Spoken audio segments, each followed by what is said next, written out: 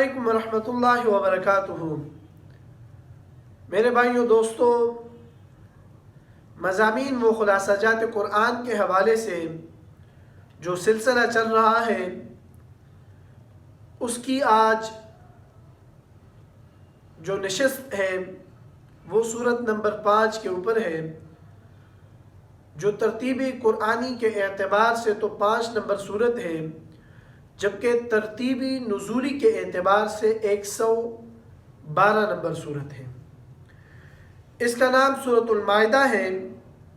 مدنیۃ نزلت بعد الفتح، یہ مدنی سورت ہے اور سورہ فتح کے بعد نازل ہوئی ہے، وقبل التوبہ، اور سورہ توبہ سے پہلے نازل ہوئی۔ آیت جو ہے اس میں 120 ہے، رکوع اس میں 16 ہے۔ اس سورت کے رکوع نمبر 15 میں قال عیسی ابن مریم اللہم ربنا انزل علینا مائدۃ، آیت نمبر 114 کا ذکر ہے، اس لیے اس کا نام سورہ مائدہ رکھا گیا ہے۔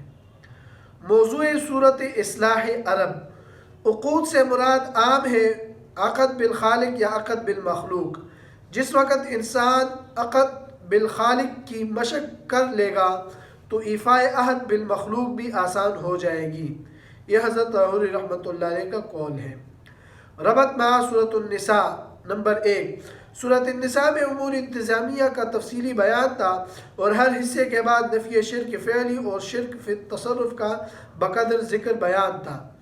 اب سورۃ مائدہ اور اس کے بعد نفی شرک فعلی کا تفصیل سے اور پہلو بپہلو نفی شرک اعتقادی کا بیان ہوگا۔ ربط نمبر 2، سورہ النساء میں اصلاحی معاشرہ کا بیان تھا تاکہ ہر انسان دوسرے کے حقوق کا تحفظ کر کے اپنی معاشرتی اصلاح کرے۔ اس صورت میں اصلاح نفس اور اصلاحی عقائد کا بیان ہوگا۔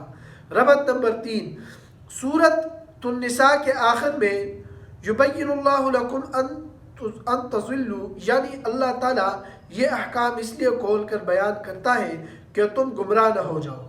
اب سورہ مائدہ میں گمراہی سے بچنے کے لیے شرک فعلی و اعتقادی کا تفصیلی بیان ہوگا۔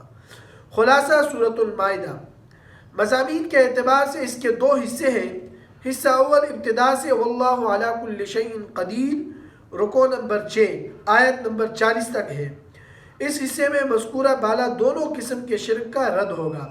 سورت کے ابتدا سے لے کر وسوف ینبئہم بما کانوا یصنعون، رکوع نمبر 3 آیت نمبر 14 نفی شرک فعلی، اور اس کے بعد یا اہل الکتاب قد جاءکم رسولنا، آیت نمبر 15 حصہ اول سے آخر تک شرک اعتقادی کا ذکر ہوگا۔